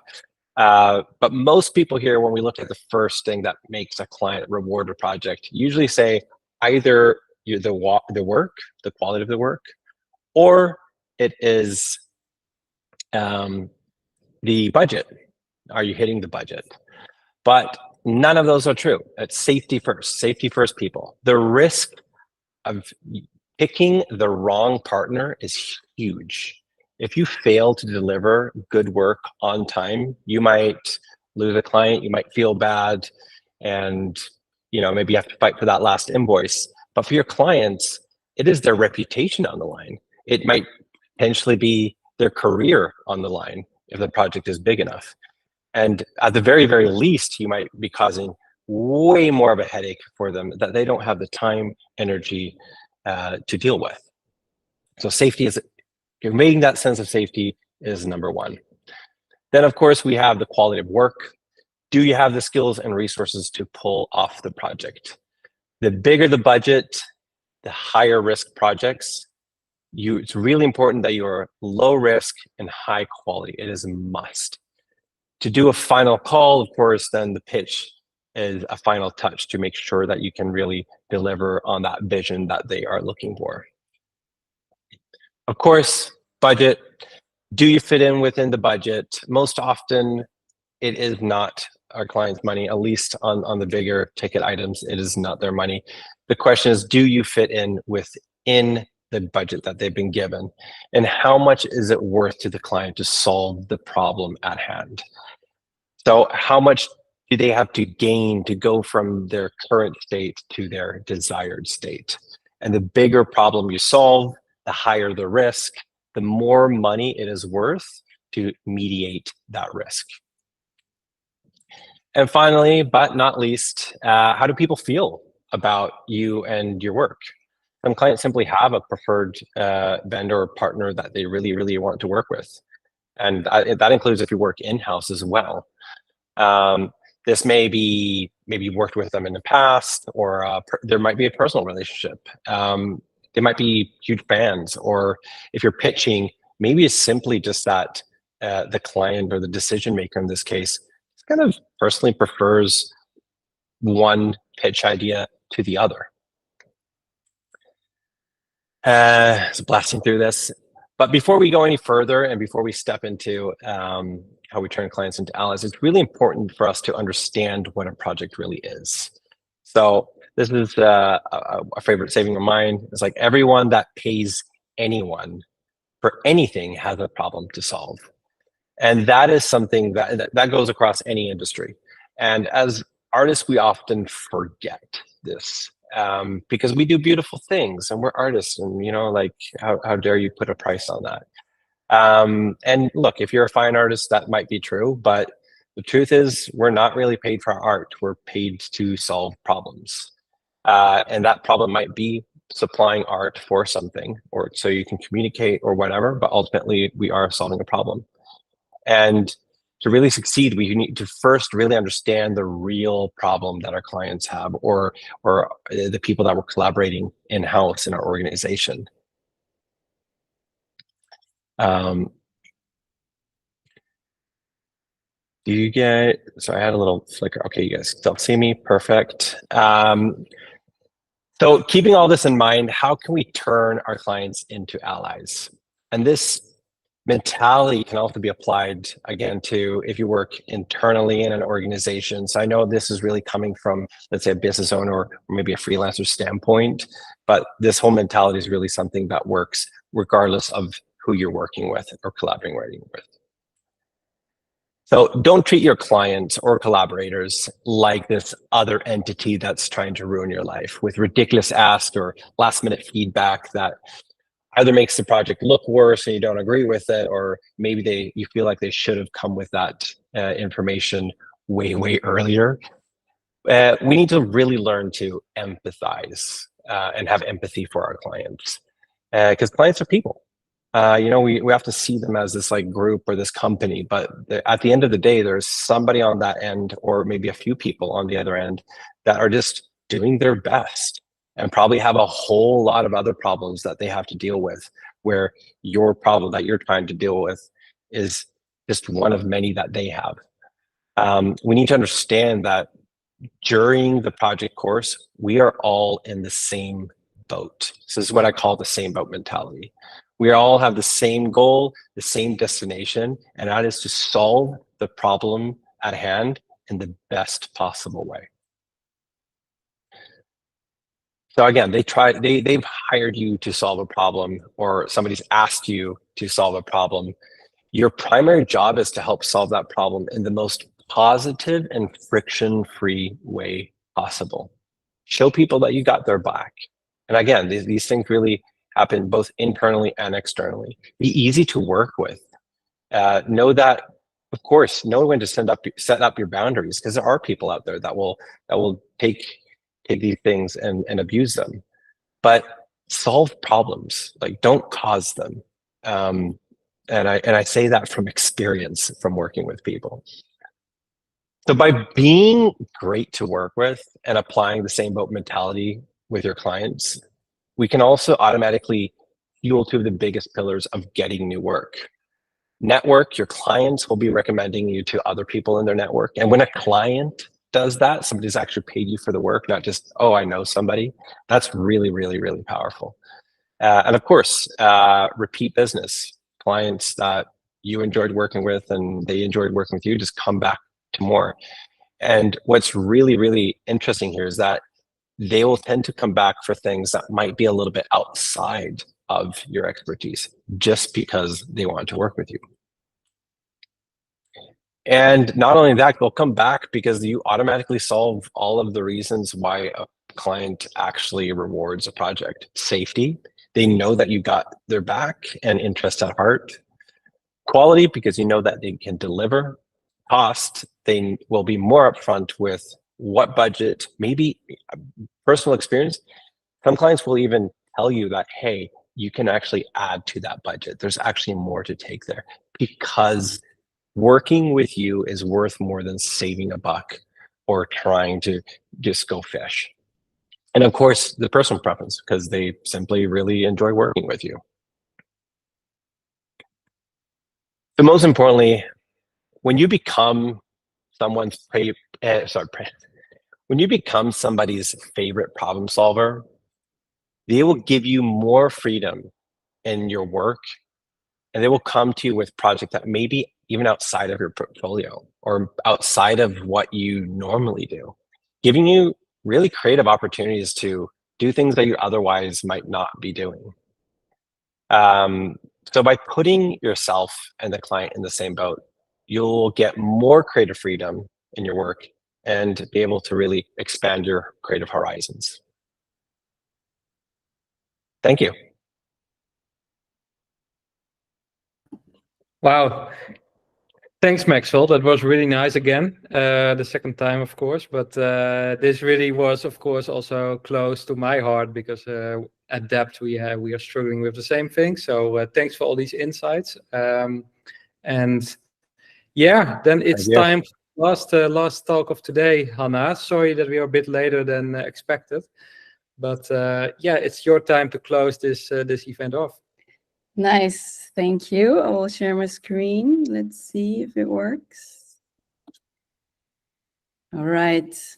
Hello, everyone, and thank you for being here, still being here. Thanks for all the amazing talks. I feel very recharged and very inspired. And I also feel very honored to be here today because, yeah, I'm still very much at the beginning of my career, so this feels like an honor, but I think that's what Speakeasy is all about. To start off, let me introduce myself. I'm Hanna Wäger, if you don't know me yet. I grew up in this small little town in the Austrian Alps. This is no picture, but it still hasn't changed much. But now I work and live in the Netherlands. So that means I traded these views out of my window to this. Don't ask me why. But yeah, so 2 years ago, I started my own practice, my own studio called Han. And I call it an image studio because that's what I do. I create images in its broadest sense. Whether that is, I design, I direct, I art direct and shoot images, still and moving. Now, these are all big words, so I'm going to just show you a quick little introduction video of my work. I hope this works. Let's see.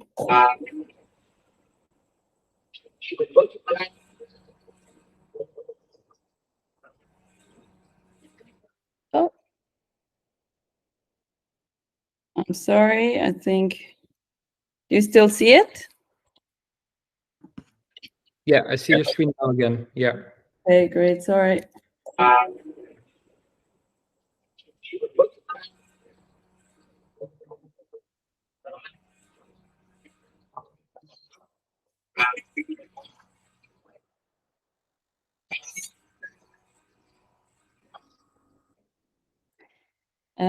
That was just a small little introduction, a bit of a sneak peek, but I don't want to talk too much about my work today. If you're interested, go have a look online. But today I really want to talk about how I got here and how actually a big sort of fuck up brought me to this point of starting my own practice. And for that, we need to rewind a little bit and go back to the start. Because I actually never wanted to work for myself. This is little Hannah. She had no idea what ride she'd be in. I grew up also in a family of doers, of makers, of business owners, and really like people who work day and night to create something from scratch. And that also meant seeing people who were always a bit on the edge of burnout. So I thought, hell no, I'm not doing that. I'm gonna get my safe 9-to-5 job and I'm gonna save myself all these worries. But you know, they say you can't really escape your family that much. So what growing up in this environment did to me is to instill really like this drive for performance, this drive to do everything right, and crazy work ethic, which also resulted in me not failing a single test in school until the very last. You know, they say save the best for the last, but I'm not sure about this one. Basically, what I had growing up was sort of this wrong idea of success.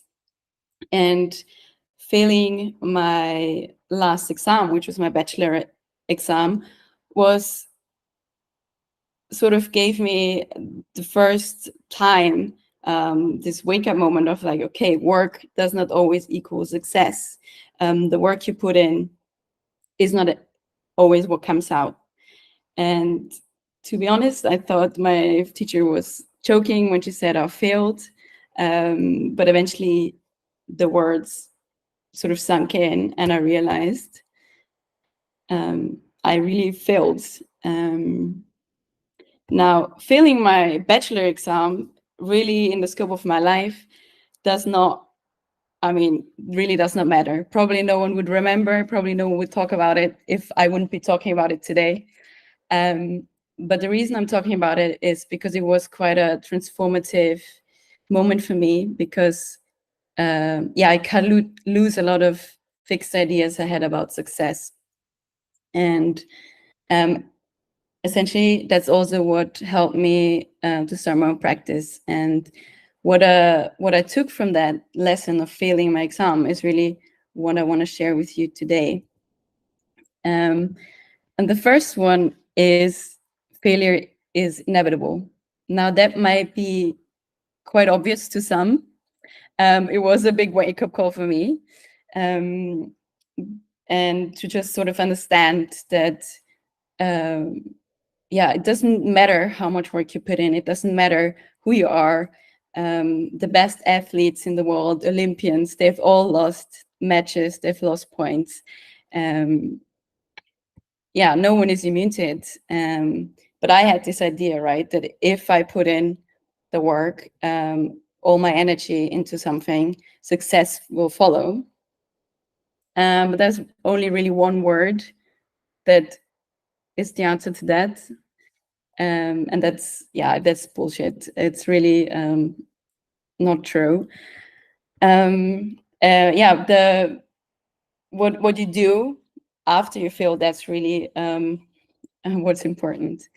So the next one, and that's also the title of my talk, because I think that was sort of my main takeaway, and my biggest learning, is that growth is not always a forward motion. Now, in our society, I think we have this idea that progress is linked to the increase of knowledge, the increase of skills. We have this image in our head of the staircase that we're going up and up and up, and always a little bit more. But it doesn't always have to be the increase of skills. It can actually be the opposite. Progress can also mean unlearning. It can mean stripping down what you always thought was true, and really start getting back to your intuition. Yeah, and sometimes that means having to take a step back. And that's also what I had to do. I sort of had to accept I failed. I need to restart again. And by redoing it, I realized, yeah, it kind of pushed me forward, and I was able to go 2 steps forward. So sometimes it's a bit of a zigzag line rather than this staircase. Yeah, and lastly, that's a bit of a mantra that I'm trying to implement in my work, is make work out of curiosity and not fear. And yeah, so I failed because I was trying to please. I was trying to do everything right. And exactly the opposite happened. I failed. So try not to please, really. Try not to please. Because by avoiding mistakes, by trying to play it safe, what the result is often that we sort of end up in this big bland mess of meh. And with that, I don't mean this. I mean just very boring projects that we've seen before. Yeah. So sometimes when someone tells you to go right, sometimes it helps you do yourself a favor if you go left. And that means sometimes you have to betray expectations, and also sometimes your own. Now, I had a lot of big words, a lot of, yeah, wisdom, let's say, but at the end, I have to truthfully say, I'm still terrified to fail. I don't like it. I don't feel comfortable doing it. I don't know if I ever will, but, and there's a big one, not this one, this one. I failed and the world kept spinning.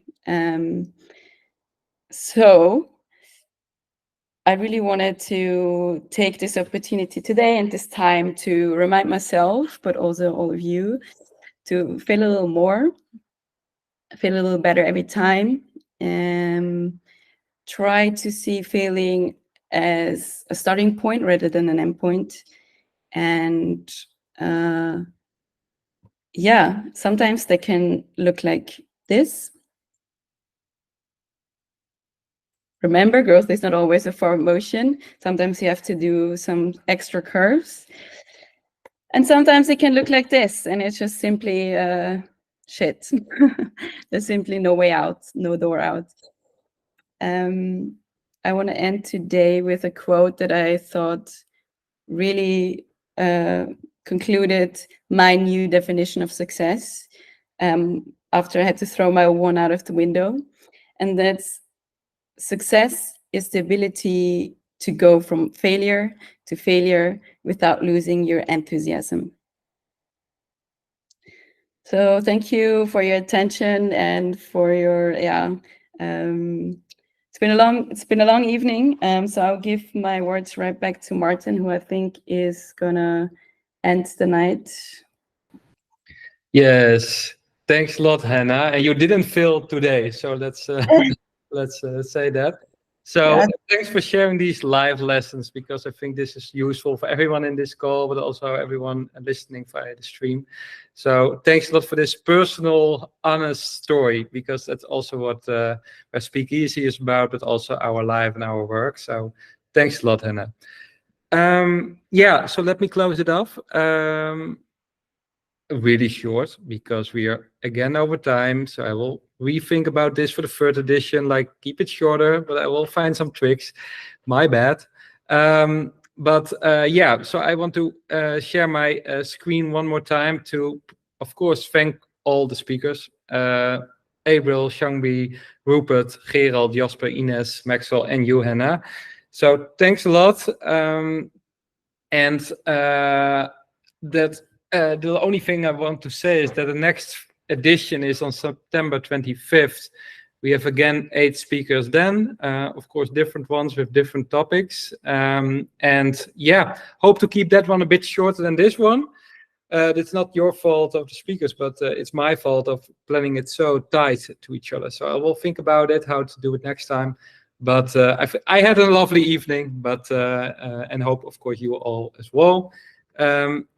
So that brings me to the end of Speakeasy Edition 2. I want to thank everyone who was listening via the live stream. In the meantime, I looked at the analytics, and I saw that more than 110 people watched the stream already. So that's lovely.